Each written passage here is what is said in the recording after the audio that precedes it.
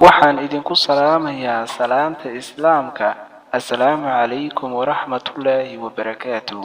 walaalahayga qaaliga ahow, ku soo dhowaada hadallo kooban oo xikmadaysan oo aan jeclaystay in aan idinla wadaago, kuwaas oo noloshiina wax badan ka bedeli doona insha allahu tacaala, haddii allaha awoodda uu ka dhigo. abaalmarinta ugu fiican oo aad heshid marka aad shaqo qabatid waa in ay shaqadaasi si fiican kuugu dhammaato. adduunyada waxaa ugu xun qof guri kala xaaqaya isaga oo kiisa uu wasakhaysan yahay. adeegso ereyo kooban oo naxuraysan, cod fasiix ahna ku hadal oo la fahmi karo.